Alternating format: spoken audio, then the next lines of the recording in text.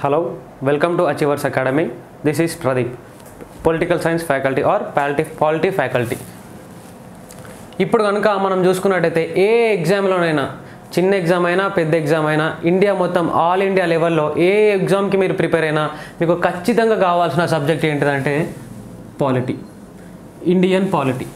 Indian పాలిటీని చదవకుండా మీరు ఏ ఎగ్జామ్కి వెళ్ళలేరు. ఏ ఎగ్జామ్ వెళ్ళినా అందులో పాస్ కాలేరు. అంటే మనం ప్రాపర్గా మార్క్స్ సంపాదించాలి అంటే ప్రతి ఒక్క అంశం మీద ఏదైతే టాపిక్స్ ఉన్నాయో ఇండియన్ పాలిటీలో ఆ ఇండియన్ పాలిటీలో మీకు వాటి మీద ఒక క్లియర్ కట్ ఐడియా ఉండాల్సి ఉంటుంది. మన ఇండియన్ పాలిటీలో సిలబస్ ఏంటి సార్? మరి సిలబస్ ఎంత క్రూషియల్ అంటున్నారు కదా. ఇండియన్ పాలిటీలో సిలబస్ ఏంటి సార్ అంటే ఇండియన్ పాలిటీ చూడండి, first historical background, first chapter historical background అనే దాంట్లో ఏముంటుంది సార్?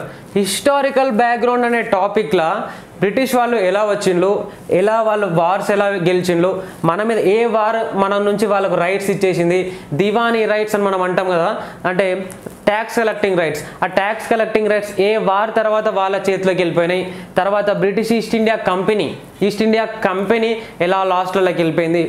కంపెనీ లాస్ట్లోకి పోవడం వల్ల బ్రిటిష్ గవర్నమెంట్కి కంప్లైంట్ ఇస్తే బ్రిటిష్ గవర్నమెంట్ ఏమేమి యాక్ట్స్ అనేటివి పాస్ చేసింది, రెగ్యులేటింగ్ యాక్ట్ కావచ్చు, 1773 రెగ్యులేటింగ్ యాక్ట్ కావచ్చు, తర్వాత 1784 పిట్స్ ఇండియా యాక్ట్ కావచ్చు, 1813 చార్టర్ యాక్ట్ కావచ్చు, 1833 చార్టర్ యాక్ట్ కావచ్చు, తర్వాత అలాగే 1853 చార్టర్ యాక్ట్ కావచ్చు. ఈ చార్టర్ యాక్ట్స్ అండ్ ఇవైతే గవర్నమెంట్ పాస్ చేసిన యాక్ట్స్ ఉన్నాయో హిస్టారికల్ బ్యాక్గ్రౌండ్లో అవి చాలా ఇంపార్టెంట్ రోల్ ప్లే చేస్తుంది. తర్వాత 1857లో సిపాయిల తిరుగుబాటు జరగడం జరిగింది. ఆ తర్వాత 1861లో ఇండియన్ కౌన్సిల్స్ యాక్ట్స్ వచ్చింది. తర్వాత 1892 ఇండియన్ కౌన్సిల్స్ యాక్ట్ వచ్చింది. తర్వాత 1885 ఇండియన్ నేషనల్ కాంగ్రెస్ ఫామ్ అయింది వచ్చింది. ఇవన్నీ హిస్టారికల్ బ్యాక్గ్రౌండ్లోనే వస్తాయి. తర్వాత మింటో మార్లీ రిఫార్మ్స్ 1909 వస్తుంది. తర్వాత మాంటెక్ చేమ్స్ఫోర్డ్ రిఫార్మ్స్ 1919 వస్తుంది. తర్వాత గవర్నమెంట్ ఆఫ్ ఇండియా యాక్ట్ 1935 వస్తుంది. తర్వాత 1947 ఇండియా ఇండిపెండెన్స్ యాక్ట్ వస్తుంది. ఇవన్నీ హిస్టారికల్ బ్యాక్గ్రౌండ్ అనే టాపిక్లో వస్తాయి. ఒక విషయం ఏంటంటే పాలిటీ నుండి ఏదైనా ఎగ్జామ్ మీరు ఏ ఎగ్జామ్ అయినా తీసుకోండి, what ever the exam it maybe, ఆ ఎగ్జామ్లో పాలిటీ ఉంది అంటే ఈ చాప్టర్ నుండి డెఫినెట్గా మార్క్స్ ఉంటాయి. ఒకవేళ అలా పాలిటీ ఉంటే ఒక 20 క్వశ్చన్లు వచ్చే ఎగ్జామ్ అంటే ఖచ్చితంగా ఇంట్లోకి వెళ్ళి ఒక 2 to 3 మార్క్స్ ఉంటాయి డెఫినెట్గా. ఇది ఇంపార్టెంట్ టాపిక్, చాలా చాలా ఇంపార్టెంట్ టాపిక్, దీన్ని అస్సలు మిస్ చేయొద్దు. దీని తర్వాత హిస్టారికల్ బ్యాక్గ్రౌండ్ తర్వాత మనకు ఫ్రీడమ్ వచ్చేస్తుంది. కాబట్టి ఫ్రీడమ్ వచ్చినాక మనకు వచ్చింది ఏంటంటే constituent assembly.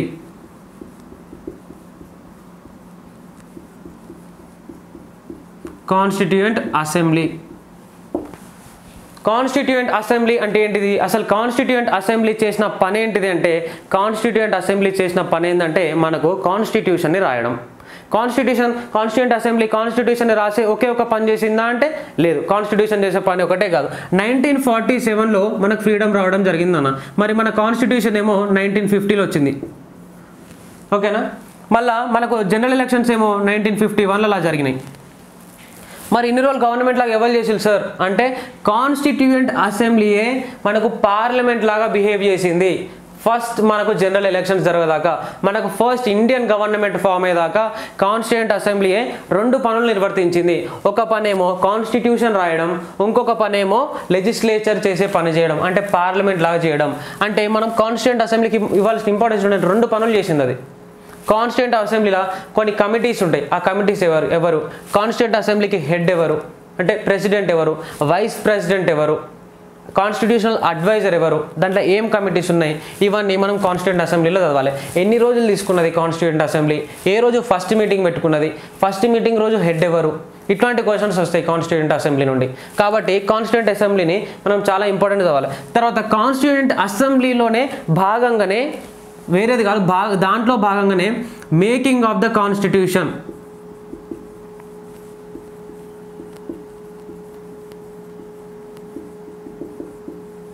Making of the constitution అనేది రావడం జరుగుతుంది. మేకింగ్ ఆఫ్ ద కాన్స్టిట్యూషన్ అంటే వీళ్ళందరి కోసం ఎలా డెలిబరేషన్స్ జరిగినాయి, ఆబ్జెక్టివ్ రెసల్యూషన్ అంటే ఏంటిది, అది ఏ రోజు పాస్ అయింది, ఎంతమంది పాస్ చేసిండ్రు, ముస్లిం లీగ్ వాళ్ళు పార్టిసిపేట్ చేసిందా చేయలేదా, ఇవన్నీ మేకింగ్ ఆఫ్ ద కాన్స్టిట్యూషన్లో వస్తాయి. మెయిన్గా ఇలా కమిటీస్ గురించి వస్తాయి. డ్రాఫ్టింగ్ కమిటీ చాలా హ్యూజ్ రోల్ ప్లే చేసింది. డ్రాఫ్టింగ్ కమిటీ గురించి వస్తుంది, యూనియన్ పవర్స్ కమిటీ గురించి వస్తుంది, స్టీరింగ్ కమిటీ గురించి వస్తుంది. అవి మేకింగ్ ఆఫ్ ద కాన్స్టిట్యూషన్లో మనం ఎన్ని రోజులు రాసిండ్లో కాన్స్టిట్యూషన్ని అనేది మేకింగ్ ఆఫ్ ద కాన్స్టిట్యూషన్లో వస్తుంది. తర్వాత సోర్సెస్ ఎక్కడెక్కడ నుండి మనం ఏమేమి సోర్సెస్ని తీసుకున్నాం, కొన్ని దేశాల నుండి కొన్ని సోర్సెస్ని తీసుకొని అందులో ఉన్న మంచి విషయాలను మన ఇండియన్ కాన్స్టిట్యూషన్లో పెట్టడం జరిగింది. మన కాన్స్టిట్యూషన్ రాసిన వ్యక్తులు, మన framers of the constitution, founding fathers of the constitution ఒక్కొక్క కాన్స్టిట్యూషన్ నుండి మంచి విషయాలను పిక్ చేసి మన కాన్స్టిట్యూషన్లో పెట్టడం జరిగింది. అవన్నీ constitute assembly and making of the కాన్స్టిట్యూషన్లో వస్తాయి. తర్వాత మనం చదవాల్సింది ఏంటంటే ప్రియాంబుల్ అనేది చాలా చిన్న టాపిక్, అసలు చాలా చిన్న టాపిక్. ప్రియాంబుల్ అనేది చాలా చిన్న టాపిక్, కానీ చదవకుంటే చాలా పెద్ద టాపిక్ అవుతుంది. నాకు తెలిసి అది ఒక 3 పేజీలో 4 పేజీలో ఉంది. కాకపోతే అడగాలనుకుంటే ఒక 100 క్వశ్చన్లు అడగవచ్చు. ఒక 100 క్వశ్చన్లు ఒక ప్రియాంబుల్ అనే టాపిక్ నుండే అడగవచ్చు. అట్లుంటుంది, అన్ని విషయాలు ఉంటాయి అలా. కాబట్టి తప్పకుండా చదవాలి. అసలు ప్రియాంబుల్ ఇప్పుడు భారతదేశ రాజ్యాంగంలో భాగమా కాదా అనేది ఒక క్వశ్చన్. ఏమేం కేసులు పడ్డాయి ప్రియాంబుల్ గురించి? బెరుబారి యూనియన్ కేసు కావచ్చు, తర్వాత LIC ఆఫ్ ఇండియా కేసు కావచ్చు, కేశవానంద భారతి కేసు కావచ్చు, అవన్నీ ప్రియాంబుల్కు సంబంధించిన కేసులు. ప్రియాంబుల్లో మనకు వర్డ్స్ ఉంటాయి, ఆ వర్డ్స్ ప్రాపర్గా రావాలి. Sovereign, socialist, secular, democratic, republic, justice, equality, fraternity ఇట్లాంటి పదాలు ఉంటాయి. ఇవన్నీ మన ప్రియాంబుల్ని ఎన్నిసార్లు అమెండ్ చేయడం జరిగింది, ఇట్లాంటి విషయాలన్నీ ప్రియాంబుల్లో ఉంటాయి. ఇది చాలా ఇంపార్టెంట్ రోల్ ప్లే చేస్తుంది. చెప్తున్నా, ఒక 3 పేజీలే ఉంటుంది. చదివితే చాలా ఈజీ, ఎన్ని క్వశ్చన్స్కైనా ఆన్సర్ చేయొచ్చు. చదవకుంటే అంతే డిఫికల్ట్గా మారుతుంది, మనం దేనికి ఆన్సర్ చేయలేము, అటువంటి పరిస్థితి ఏర్పడుతుంది. తర్వాత ఉన్నది ఏంటంటే union and its territories. Union and టెరిటరీస్లో మనకు 4 ఆర్టికల్స్ ఉంటాయి, 1, 2 and 3, 4. ఈ 4 ఆర్టికల్స్ మనకి ఏం చెప్తాయి అంటే మన స్టేట్ ఏంటిది. ఫస్ట్ ఆర్టికల్ ఏం చెప్తా అంటే స్టేట్స్ గురించి, టెరిటరీస్ గురించి, ఇంకా అక్వైర్ కాబోయే ల్యాండ్ గురించి ఆర్టికల్ 1లో చెప్తుంది. ఆర్టికల్ 2 ఏం చెప్తుంది అంటే మనకు సింపుల్గా మన దేశంలో ఉన్న భూభాగం కాకుండా బయట దేశం నుండి ఏదైనా భూభాగం వస్తే అందులో స్టేట్స్ ఫామ్ చేసే రైట్ కూడా మన పార్లమెంట్కి ఉందని ఆర్టికల్ 2 చెప్తుంది. తర్వాత ఆర్టికల్ 3 ఏం చెప్తుంది అంటే భారతదేశం లోపల ఉన్న స్టేట్స్ నుండి వేరే స్టేట్స్ను తీయొచ్చు, సపరేట్ చేయొచ్చు, స్టేట్స్ని సపరేట్ చేయొచ్చు, వాటి బౌండరీస్ని పెంచవచ్చు, బౌండరీస్ని తగ్గించవచ్చు. ఈ విషయం ఆర్టికల్ 3 చెప్తుంది. ఆర్టికల్ 4 ఏం చెప్తుందంటే ఆర్టికల్ 2 అండ్ ఆర్టికల్ 3 ఏం చెప్తున్నాయో ఆ విషయాలన్నీ ఆర్టికల్ నెంబర్ 368 కిందికి రావు. అంటే ఆర్టికల్ 2 అండ్ ఆర్టికల్ 3 ఏవైతున్నాయో ఈ విషయాలు ఆర్టికల్ 368 కిందికి రావు అని చెప్తుంది. అంటే ఆర్టికల్ 368 దేని గురించి? అమెండ్మెంట్ ఆఫ్ ద కాన్స్టిట్యూషన్ గురించి సంబంధించి. అంటే 2 and 3 రావు అంటే అమెండ్మెంట్ అవసరం లేదు, నార్మల్ ఆర్డినరీ బిల్ పాస్ చేసినట్టు పాస్ చేస్తే సరిపోతుంది అని అదే చెప్తుంది. ఇంకొకటి ఏంటంటే నాన్న, పార్లమెంట్కి మన స్టేట్ని ముక్కలుగా చేయొచ్చు, చిన్నగా చేయొచ్చు, పెద్దగా చేయొచ్చు, మన స్టేట్ని తీసుకుపోయి పక్కన స్టేట్తో కలపచ్చు, అది ఈవెన్ స్టేట్ని అడగకుండా కూడా చేయొచ్చు. అంత పవర్ పార్లమెంట్కి ఉంది. ఆ టాపిక్ మనకు అర్థం కావాలంటే మనం union and its territories చదవాల్సిందే.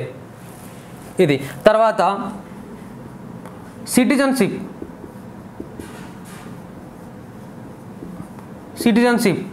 5 to 11, 1 to 4. Citizenship ఇప్పుడున్న కాలంలో మీకు సిటిజన్షిప్ అంత ఇంపార్టెంట్ అనిపించకపోవచ్చు, ఎందుకంటే మనం ఈయనే పుట్టినాం, ఈయనే పెరుగుతున్నాం, ఏ దేశంలో ఆ దేశంలో పుడుతున్నారు, పెరుగుతున్నారు, ఇప్పుడేం ఇబ్బంది లేదు. కానీ నాన్న 1947లో ఎప్పుడైతే మన భారతదేశాన్ని 2 ముక్కలు చేయడం జరిగిందో, అంటే ఇండియా పాకిస్తాన్గా డివైడ్ చేయడం జరిగిందో, 1947లోనే డివైడ్ చేయడం జరిగింది.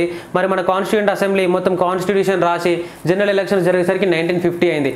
ఆ కాలంలో కొంతమంది ఇండియా నుండి పాకిస్తాన్కి పోవడం జరిగింది, కొంతమంది పాకిస్తాన్ నుండి ఇండియాకి రావడం జరిగింది. ఈ ప్రాసెస్లో చాలామంది చనిపోవడం జరిగింది. కాబట్టి సిటిజన్షిప్ అనేది అప్పుడు ఒక చాలా ఇంపార్టెంట్ విషయం. అంత ఇంపార్టెంట్ అయిన సిటిజన్షిప్ విషయాలన్నీ మనకు ఆర్టికల్ 5 నుంచి ఆర్టికల్ 11 లోపు మెన్షన్ చేసి ఉన్నాయి. ఈ ఆర్టికల్స్ మీద, సిటిజన్షిప్కు సంబంధించిన ఆర్టికల్స్ మీద చాలా ఎగ్జామ్స్లో క్వశ్చన్స్ అడిగినలు. కాబట్టి మీరు జాగ్రత్తగా చదువుకోవాలి, ఓకేనా. తర్వాత వచ్చేసి మనకి ఏముంటుందంటే మనకు ఇంకొక ఇంపార్టెంట్ టాపిక్ ఏంటంటే ఫండమెంటల్ రైట్స్.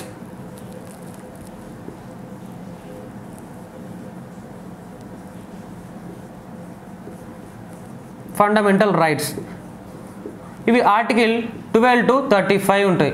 ఇది పార్ట్ 3 ఆఫ్ ద కాన్స్టిట్యూషన్, ఇది పార్ట్ 2 ఆఫ్ ద కాన్స్టిట్యూషన్, ఇది part 1 of the constitution. Fundamental rights దీని గురించి అయితే నేను మీకు స్పెసిఫిక్గా చెప్పాల్సిన పనే లేదు, మీకు తెలుసు ఫండమెంటల్ రైట్స్ అనేది ఎంత ఇంపార్టెంటో. ఫండమెంటల్ రైట్స్ ఎవరి కోసం నాన్న? ఫస్ట్ అడిగే క్వశ్చన్, ఫండమెంటల్ రైట్స్ ఎవరి కోసం? మీకోసమా గవర్నమెంట్ కోసమా అంటే ఫండమెంటల్ రైట్స్ మన కోసమే. అది మీరు ఫస్ట్ నిద్రలో అడిగినా చెప్పాలి, ఫండమెంటల్ రైట్స్ మన కోసమే. ఫండమెంటల్ రైట్స్ ఎక్కడి నుంచి తీసుకున్నాం అంటే ఫండమెంటల్ రైట్స్ USA నుండి తీసుకున్నాం. ఫండమెంటల్ రైట్స్ ఎవరి కోసం? ఫండమెంటల్ రైట్స్ మన కోసం. మనకు ప్రస్తుతం ఎన్ని ఫండమెంటల్ రైట్స్ ఉన్నాయి అంటే మనకు ప్రస్తుతం 6 ఫండమెంటల్ రైట్స్ ఉన్నాయి. ఆ ఫండమెంటల్ రైట్స్లో ఏంటి అవి అంటే right to equality first, right to freedom next, right against exploitation మూడవది, రైట్ టు రిలీజన్ నాలుగోది, right to cultural and educational rights ఐదోది, right to constitutional remedies article number 32 అది 6th one.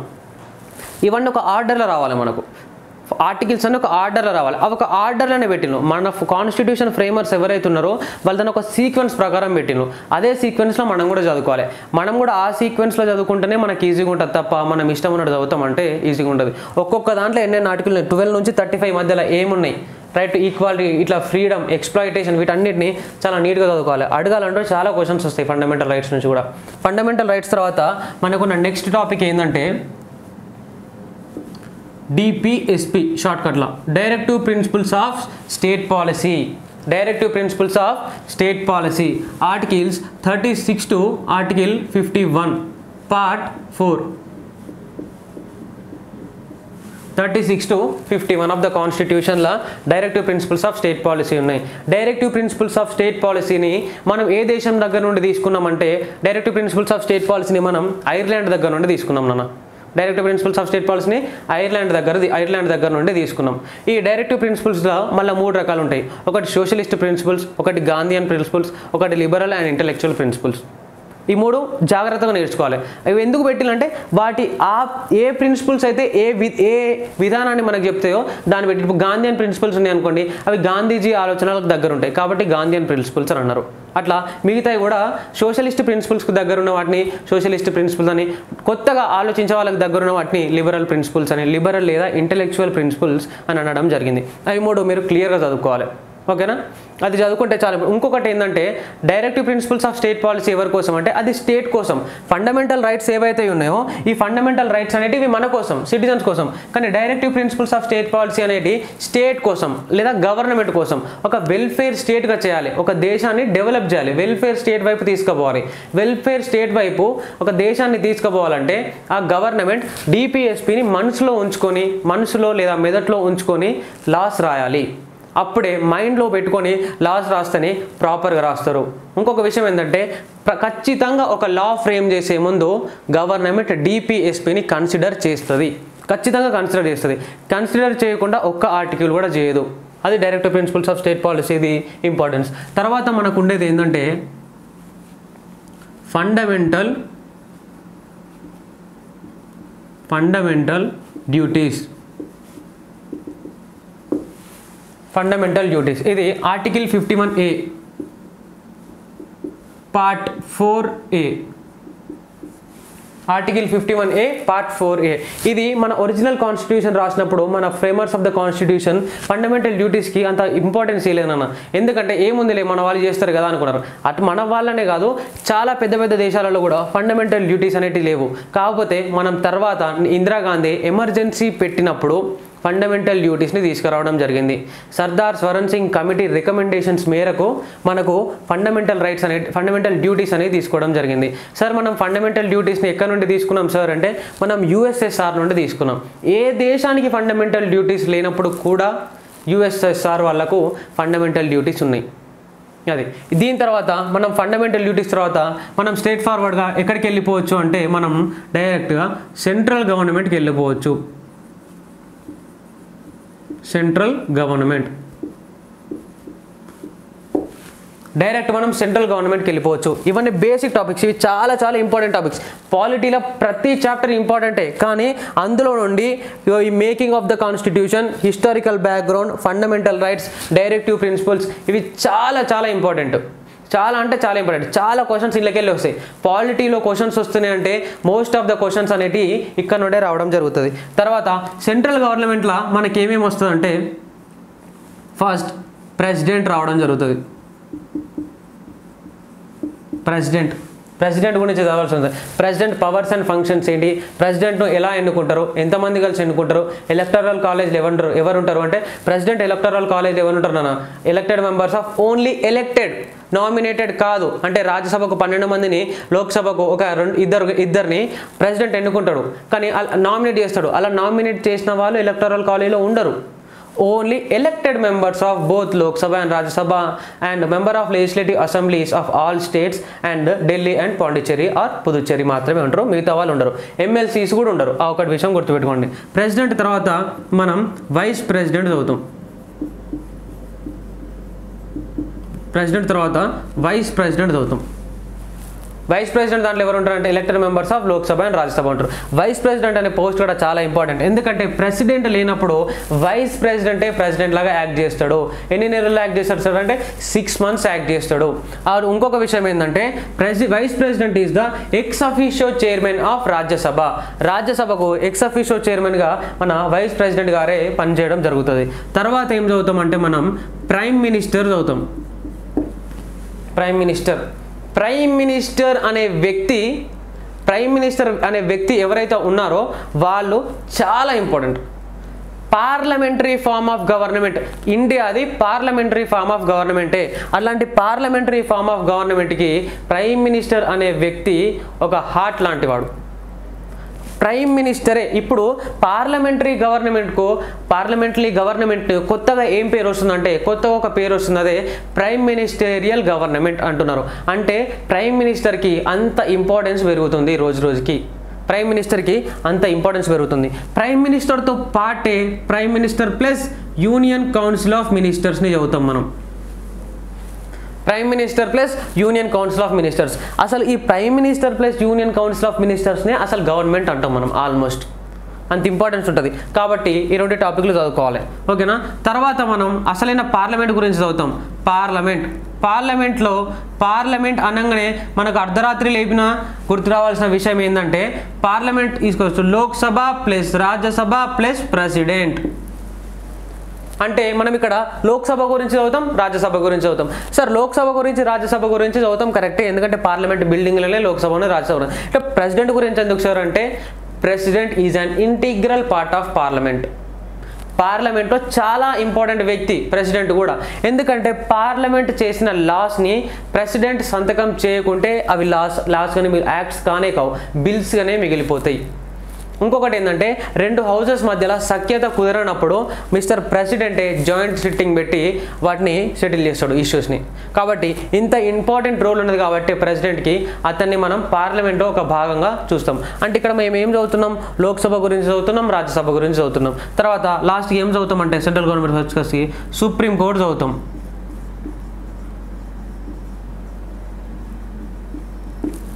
Supreme court of the Indian constitution. Supreme కోర్టులో chief justice ఎవరు, present chief justice ఎవరు, first chief justice ఎవరు, వాళ్ళకు వయసు ఎంత ఉండాలి, వాళ్ళని అపాయింట్ చేసేది ఎవరు, సుప్రీంకోర్టు కొలీజియం అంటే ఏంటిది, ఇవన్నీ మనం సుప్రీంకోర్టులో చదువుతాం. సుప్రీంకోర్టు చదివినప్పుడు ఇవన్నీ వస్తాయి కాబట్టి ఇవి చదవాలి. సుప్రీంకోర్టు దేశంలో అత్యున్నత న్యాయస్థానం, హైయెస్ట్ కోర్ట్ ఆఫ్ అపీల్ సుప్రీంకోర్టే. మన కాన్స్టిట్యూషన్ని కాపాడేది, మన ఫండమెంటల్ రైట్స్ని కాపాడేది సుప్రీంకోర్టే. కాబట్టి అంత ఇంపార్టెంట్ అయిన సుప్రీంకోర్టుని మనం తప్పనిసరి పరిస్థితులలో చదువుకోవాల్సిందే. తర్వాత ఇది రబ్ చేస్తున్నా,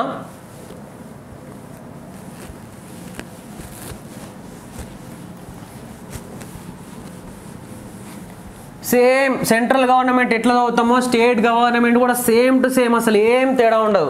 ఎట్లా అంటే స్టేట్ గవర్నమెంట్ గౌట్ అని రాస్తున్నా, గవర్నమెంట్ ఆర్గనైజేషన్ డాట్ పెడుతున్నా. స్టేట్ గవర్నమెంట్లో సెంట్రల్ గవర్నమెంట్లో మనం ఏదైతే ప్రెసిడెంట్ చదివినామో అదే విధంగా ఇక్కడ మనం గవర్నర్ని చదువుతాం. సెంట్రల్ గవర్నమెంట్లో ఏదైతే విధంగా మనం ప్రెసిడెంట్ చదివినామో అదే విధంగా మనం గవర్నర్ని చదువుతాం. తర్వాత ఇక్కడ వైస్ గవర్నర్ అనే పోస్ట్ ఉండదు, వైస్ ప్రెసిడెంట్ అనే పోస్ట్ ఉంది తప్ప వైస్ గవర్నర్ అనే పోస్ట్ లేదు. డైరెక్ట్ సీఎంని చదువుతాం. సీఎం చీఫ్ మినిస్టర్ని. సేమ్ మన ప్రైమ్ మినిస్టర్ చేసే పని ఏదైతే ఉంటుందో అది మన చీఫ్ మినిస్టర్ చేస్తాడు. Chief minister plus council of ministers చేయడం జరుగుతుంది. తర్వాత మనం ఏం చదువుతాం అంటే స్టేట్ లెజిస్లేచర్ని చదువుతాం.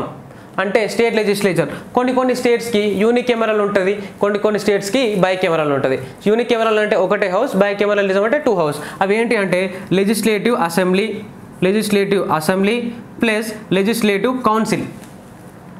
ప్రజెంట్ మనకు 6 స్టేట్స్కి మాత్రమే లెజిస్లేటివ్ కౌన్సిల్ అనేది ఉంది. మనం ఇక్కడ వీటి గురించి చదువుతాం. తర్వాత ఏం చదువుతాం అంటే మనం హైకోర్టు చదువుతాం.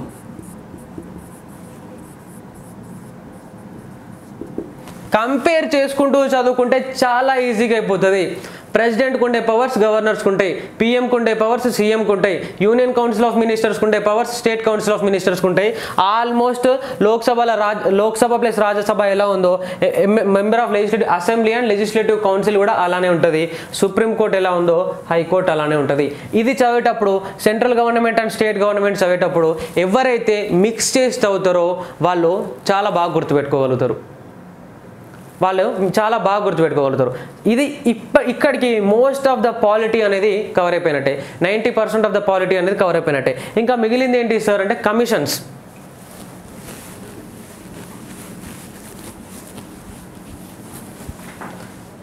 కమిషన్స్ ఒక్కటి మిగిలి ఉన్నది.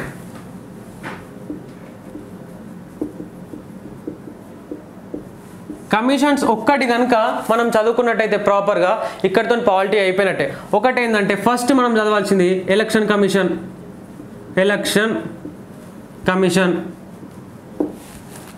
తర్వాత ఫినాన్స్ కమిషన్,